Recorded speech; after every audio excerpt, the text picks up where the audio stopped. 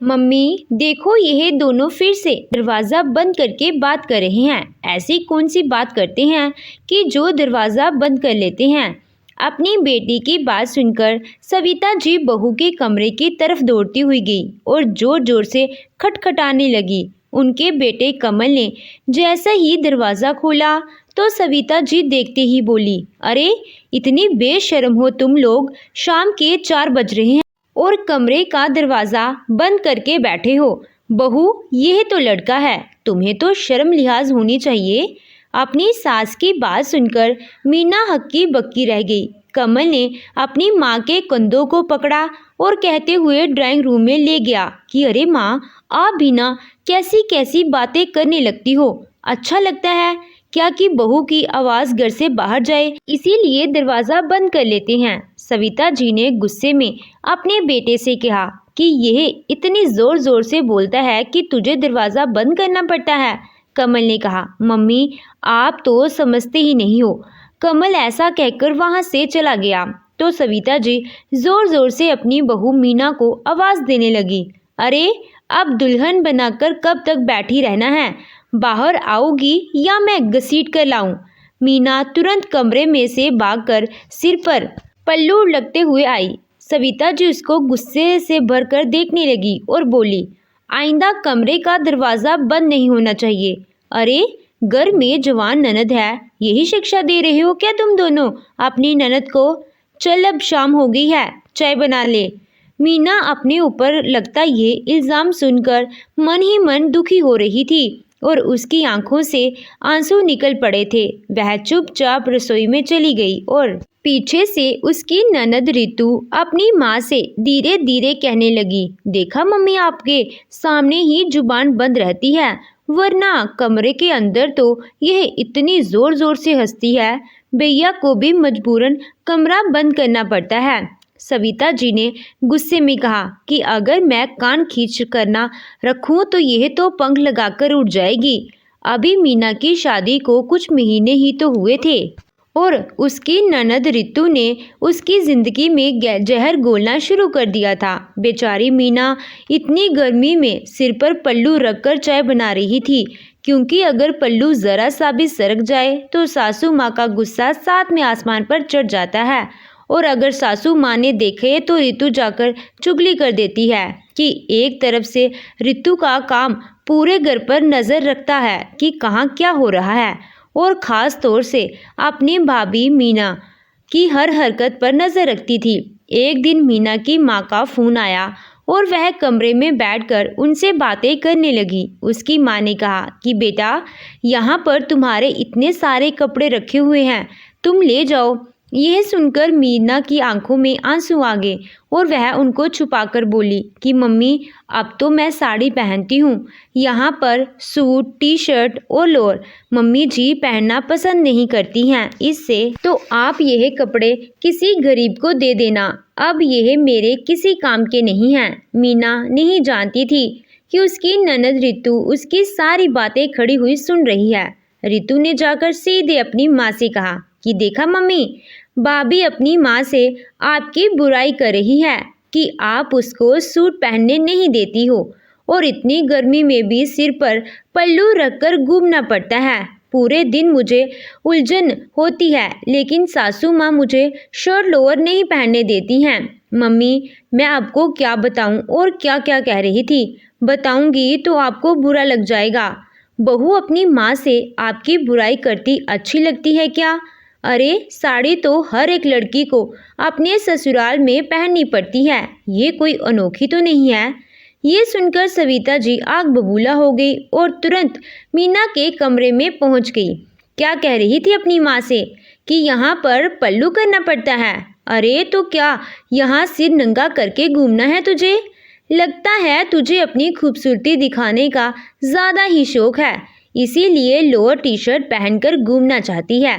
अपनी सास के मुंह से यही बातें सुनकर मीरा हैरान होकर उनको देखने लगी। वह समझ गई थी कि ये चुगली रितु ने ही की है।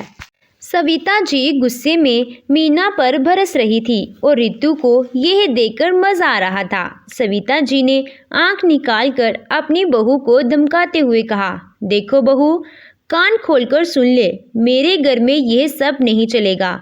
शादी के बाद यह सबको करना पड़ता है। अब से इस घर की कोई भी बात अगर आपने घर पहुंचाई तो अच्छा नहीं होगा। पता नहीं कैसी माँ है जो फ़ोन पर सिखाती पढ़ाती रहती है। खबरदार, जो अपनी माँ से फ़ोन पर बात की तो मेरे घर में फूट डलवाना चाहती है। बेचारी मीना बिना बात अपनी माँ पर लगते इल्ज़ाम सुनकर मन ही मन दुखी हो रही थी। मीना बेचारी अपनी सफाई में सास के डर के कारण कुछ बोल भी नहीं पाई और सास उसको गुस्से में देखते हुए कमरे से बाहर चली गई। एक बार मीना का मन कई दिन से आइसक्रीम खाने का कर रहा था। उसने अपने पति कमल से कहा कि चलो सबके साथ कहीं आइसक्रीम खाने चलते हैं। तो कमल ने कहा कि अब बहुत देर हो गई है, माँ को देर रात घर से जाना पसंद नहीं है। अगर तुम्हारा इतना मन है तो मैं तुमको लाकर खिला देता हूँ, चुपचाप कमरे में ही खा लेना। कमल धीरे से घर के बाहर चला गया और कहीं से मीना के लिए आइसक्रीम ले आया। मीना आइसक्रीम देखकर बहुत खुश हो गई और जब वह खाने लगी तो कमल ने दरवाज़ा बंद कर दिया। कमल ने मीना से कहा कि अब तो खुश हो ना। मीना ने खुश होते हुए कहा कि हाँ, बहुत दिन से मन कर रहा था, आज तो मेरे मन की मुराद पूरी हो गई। कमल ने मुस्कुराकर कहा कि अरे, मैं तो तुम्हारे लिए कुछ भी कर सकता हूँ। आइसक्रीम तो बहुत छोटी सी चीज़ है, अब तुम मज़े से खाओ, मैं अपना लैपटॉप पर कुछ काम निपटा लेता हूँ। दोनों नहीं जानते थे कि उनकी आवाज़ रितु ने सुन ली है।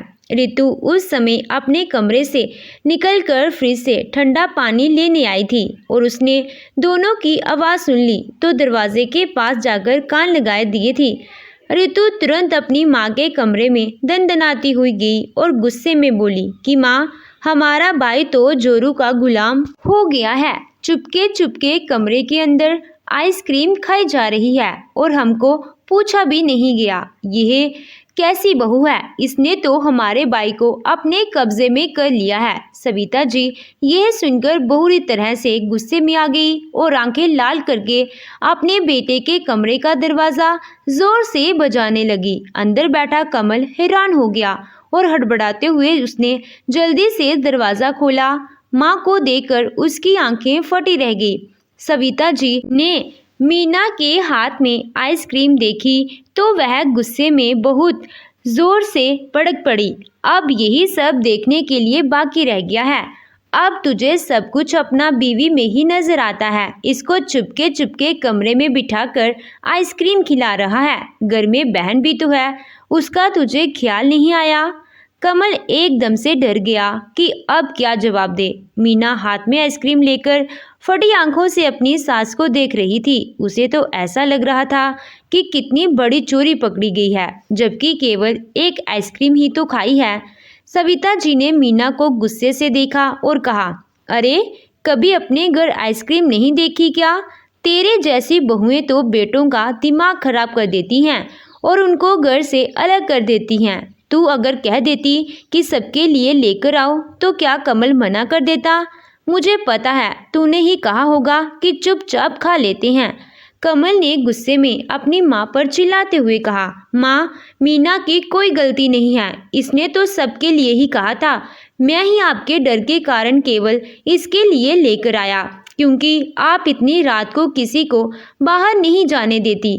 सविता जी गुस्से में दहाड़ कर बोली, अरे, तो इसके लिए भी लाने की क्या जरूरत थी, अगर माँ का इतना ही डर था।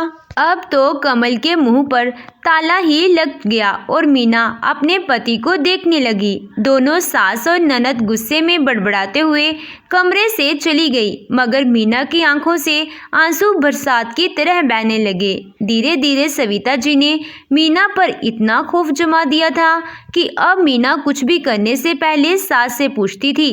एक बार उसकी माँ का फ़ोन कमल के फ़ोन पर आया और उन्होंने कहा कि मीना आजकल फ़ोन नहीं उठाती है। अरे, इतना व्यस्त हो गई है क्या ससुराल में कि माँ से बात करने का समय भी नहीं है? कमल तुरंत परेशान होकर बोला कि नहीं, ऐसी कोई बात नहीं है, आप बताइए वहाँ पर सब ठीक है ना? तो मीना की माँ ने कहा कि मीना के पिताजी की तबीयत ठीक नहीं है, इसीलिए मैं बार बार फ़ोन कर रही हूँ, मगर यह उठाती ही नहीं है। यह उनसे मिलेगी तो उनकी तबीयत ठीक हो जाएगी। कमल ने तुरंत कह दिया कि ठीक है, मैं मीना को कल लेकर आता हूँ। अगले दिन कमल ने अपनी माँ से कहा कि मीना के पिताजी की तबीयत बहुत खराब है, मीना को उनसे मिलवाने ले जाना है, वह इसको बहुत याद कर रही हैं। सविता जी कमल की बात सुनकर गुस्से में बोली कि अरे, तबीयत खराब है तो फ़ोन पर बात कर लेती। सास की बात सुनकर मीना उनको घूर से देखने लगी। अब भला कैसे कहे कि अपने ही तो घर पर बात करने के लिए मना किया है। कमल ने अपनी माँ की बात नहीं मानी और मीना को तैयार होने के लिए कह दिया। मीना ने कमल से कहा कि मम्मी जी की मर्जी नहीं है, मुझे पता है कि वह बाद में नाराज़ होंगी। तो कमल बोला, अरे, तुम्हारे पिताजी बीमार हैं और तुम्हें अपनी सास की पड़ी है। यह सुनकर मीना चुप हो गई और कमल के साथ चली गई। लेकिन जब वापस आई तो सविता जी दोनों को देखते ही हंगामा करने लगी। मिलाई अपने बाप से, अरे, अगर नहीं जाती तो क्या वो मर जाता। हमने तो पहली ऐसी बहू देखी जो ससुराल की फिक्र नहीं करती, उससे ज़्यादा अपने बाप की फिक्र करती है। सास के यह शब्द मीना के दिल में अंदर तक चुभ गए।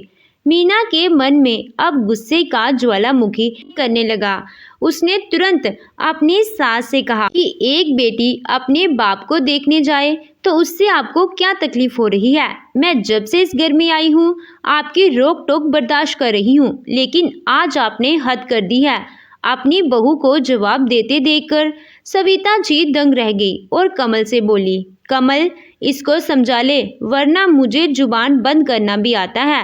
रितु तुरंत अपनी भाभी से बोली, भाभी, आप अपने पापा को देखने गई थी या लड़ने की ट्रेनिंग लेने गई थी? जवाब देना तो खूब आता है आपको। अपनी बहन को इस तरह बोलते देखकर कमल ने जोर से कहा कि रितु, तुझे बोलने की जरूरत नहीं है और खबरदार जो अपनी भाभी से इस तरह बात की तो। रितु ने जोर से चिल्लाते हुए कहा कि और वह मेरी माँ से इस तरह बात कर सकती है तो आपको बुरा क्यों नहीं लग रहा है। कमल ने गुस्से से रितु को देखा तो सविता जी ने कमल को आंख दिखाकर कहा, खबरदार कमल, इस महारानी के चक्कर में अगर तूने अपनी बहन से कुछ कहा तो कान खोलकर सुन लो, मेरे घर में तमाशा नहीं चलेगा। आज मीना का तो खून जैसे गुस्से से उबर रहा था। वह अंदर तो चली गई मगर सोच रही थी कि अगर वह इसी तरह चुप रही तो उसे मर मर कर जीना पड़ेगा। कमल ने अंदर जाकर मीना से कहा कि मीना, इन लोगों का स्वभाव ऐसा ही है, तुम उनकी परवाह मत किया करो, तुम अपने काम से काम रखा करो। तभी बाहर से सविता जी की जोरदार आवाज़ आई, अरे, अब क्या उसके गले लगाकर रो रही हो? जाने क्या मेरे बेटे पर टोना टोटका कर दिया है जो अब वह किसी की सुन ही नहीं रहा है। अरे, अब खाना बनेगा या नहीं? कमल के समझाने बुझाने पर मीना चुपचाप रसोई में आई और खाने की तैयारी करने लगी। तभी घर पर सविता जी की एक रिश्ते की बहन अपने पति के साथ आ गई, जिसे देखकर सविता जी के चेहरे पर तुरंत मुस्कान आ गई। सविता जी ने तुरंत आवाज़ लगाकर कहा, बहू, ज़रा पानी तो ले आना, और हाँ, पानी के साथ मीठा भी ले आना। देखो, तुम्हारी मौसी जी आई हैं। रसोई में खड़ी मीना ने तुरंत अपने आंसू पोंछे और जल्दी से पानी और मीठा लेकर आ गई। वह उन लोगों से पहली बार मिल रही थी तो उन्होंने मीना को देखते ही कहा, अरे सविता दीदी, आप बहू तो बहुत प्यारी लाई हो। कमल के भाग्य कितने अच्छे हैं कि इतनी अच्छी पत्नी मिली है। सविता जी सबके सामने मीना के साथ बहुत अच्छे से व्यवहार कर रही थी और बहुत मीठा बोल रही थी। मीना ने उन लोगों के लिए भी खाना बना लिया और जब सब खाना खाने लगे तो मौसी जी ने कहा, अरे बहू, तुम भी साथ आ जाओ, सब बैठकर खा लेते हैं। तो सविता जी ने तुरंत कहा कि अरे नहीं, वह गरम गरम बना रही है तो तुम गरम गरम ही खाओ, और बहू का साथ में खाना अच्छा थोड़े ही लगता है। यह सुनकर मौसी जी ने कहा कि अरे सविता दीदी, कैसी बात कर रही हो? आजकल का ज़माना इतना बदल गया है, लेकिन आप अभी भी उसी पुराने घेरे पर चल रही हो। हमारे घर में भी बहू है और हम सब साथ बैठकर खाते हैं। आखिर वह हमारे लिए इतने प्यार से बनाती है तो हमारा भी उसे सम्मान देने का फ़र्ज़ करता है।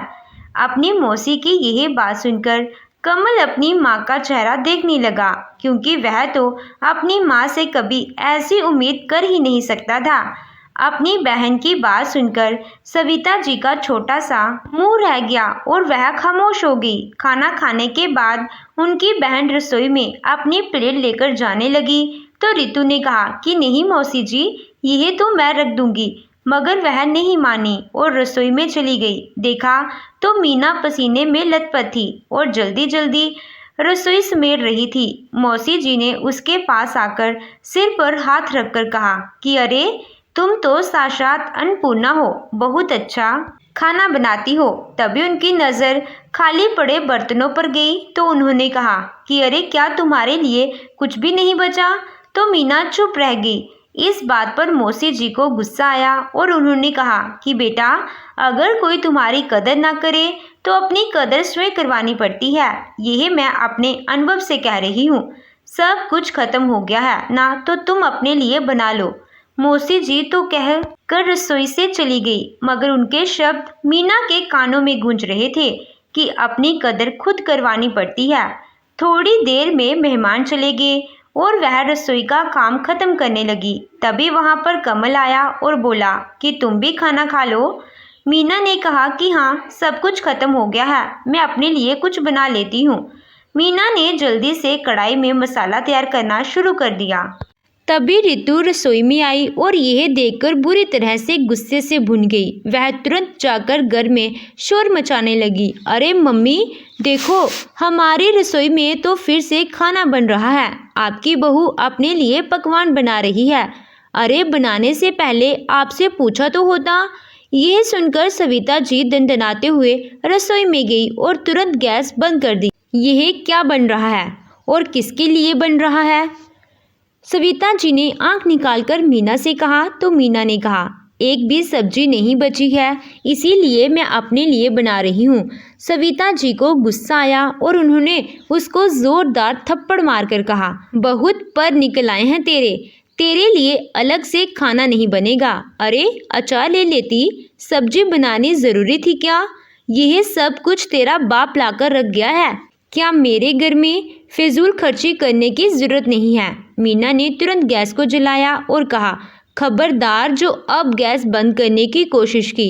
मैं इस घर में नौकर नहीं हूँ, सारा दिन मेहनत करती हूँ, तुम लोगों की इच्छा पूरी करती हूँ। अपने लिए खाना बना रही हूँ तो तकलीफ हो रही है। मेरा भी पति कमाता है, आपकी कमाई नहीं खाती हूँ जो मेरे मुंह लग रही हो। बहू का इतना करारा जवाब सुनकर सविता देवी के होश उड़ गए और वह फटी आंखों से उसको देखने लगी। तभी कमल रसोई में आया और सविता जी ने कहा कि देख रहा है कि ये मुझसे किस तरह जुबान चला रही है। यह सब ट्रेनिंग इसकी माँ की दी हुई है। अभी इसे तू सीधा करता है या मैं ठीक कर दूं? कमल अपनी माँ की बात सुनकर बोला, माँ उसकी गलती नहीं है। यह सुनते ही सविता जी बौखला गई और तुरंत मीना के बाल पकड़ लिए और गुस्से में जोर जोर से चीखने लगी। कमल ने बड़ी मुश्किल से माँ से मीना को छुड़ाया तो रितु ने आकर कहा, भैया हर वक्त भाभी का पक्ष लेते रहते हो, अगर इतना ही है तो उनके साथ कहीं और रहने चले जाओ ना। मीना, जो कि अब तक सास के इस व्यवहार से गुस्से में थी, उसने तुरंत कमरे में जाकर फ़ोन उठाया और रसोई में आकर अपनी सास के सामने कहा, खबरदार रितु, मैं अभी तुम लोगों की शिकायत करती हूँ। मुझे घर से जाने के लिए कह रही हो ना, अभी तुम लोगों के होश ठिकाने आ जाएंगे। सासू माँ ने तुरंत कहा, अरे धमकी किसको दे रही है? बुला ले जिसको बुलाना है, मैं किसी से नहीं डरती। मीना ने दहाड़ते हुए कहा कि पुलिस से तो अच्छे डर जाते हैं, एक बार आने तो दीजिए। यह सुनते ही सासू माँ तुरंत मीना से फ़ोन छीनने लगी, क्योंकि पुलिस का नाम सुनते ही उनकी हालत खराब हो गई और उनके चेहरे पर डर साफ दिखाई देने लगा। दोनों सास बहू में फ़ोन की छिन चपटी हो रही थी और कमल चुपचाप खड़ा हुआ देख रहा था। रितु जब बीच में जाने लगी तो कमल ने उसका हाथ पकड़कर कहा, रितु, इसका कारण तू ही है। तू तो चलती फिरती माचिस की तीली है। तूने ही तो यह आग लगाई है। भाभी की बहन बनाकर उसके साथ अच्छा बर्ताव करने की बजाय उसके खिलाफ माँ के कान भरती रहती है। जब तेरे सास ससुराल में यह सब होगा तब तेरे होश ठिकाने आएंगे। आखिरकार फ़ोन मीना के हाथ में वापस आ गया। सविता देवी ने तुरंत कहा कि बहू, ऐसा मत कर, मेरे परिवार की बदनामी करना चाहती है क्या? तो मीना ने कहा, आप भी तो किसी परिवार की बेटी के अरमानों को रोज़ रोज़ रोन देती हैं। मैं आपके अत्याचार से तंग आ चुकी हूँ और अब मुझे यह सब बर्दाश्त नहीं होता। अब पुलिस के सामने बात करेंगे, जब जेल जाना पड़ेगा तब ठीक हो जाओगे। यह सुनकर तो सविता जी की आंखों में आंसू आ गए। उन्होंने कमल से कहा कि बेटा, बहू को समझा ले। तो कमल ने भी कह दिया कि अब मैं कुछ नहीं समझा सकता। सविता देवी ने तुरंत अपने बहू के सामने हाथ जोड़कर कहा, बेटा, पुलिस को मत बुला, अब रहने दो, जो हुआ उसको भूल जा। अब आगे से ऐसा नहीं होगा। हमारी गलती हो गई, हमें माफ़ कर। सविता देवी ने रितु के गाल पर भी थप्पड़ मार दिया और कहा कि रोज़ रोज़ मुझे भाभी की बुराई करती रहती है और मुझे भी उसके अंदर कमी नज़र आती है। अब भाभी से माफ़ी मांग, अगर अपनी खैर चाहती है। दोनों माँ बेटी बहू से माफ़ी मांगने लगी तो कमल के इशारे पर मीना चुप रह गई। उसके बाद से दोनों माँ बेटी अब ठीक से बर्ताव करती थी और डर कर रहती थी कि कहीं मीना को कुछ बुरा न लग जाए, क्योंकि अब पता था कि मीना बड़ा कदम उठा सकती है। तो दोस्तों, आपको ये कहानी कैसी लगी? कमेंट करके हमें अपनी राय ज़रूर बताइएगा। कहानी अच्छी लगी हो तो वीडियो को लाइक, शेयर और चैनल को सब्सक्राइब ज़रूर करिएगा। Thank you.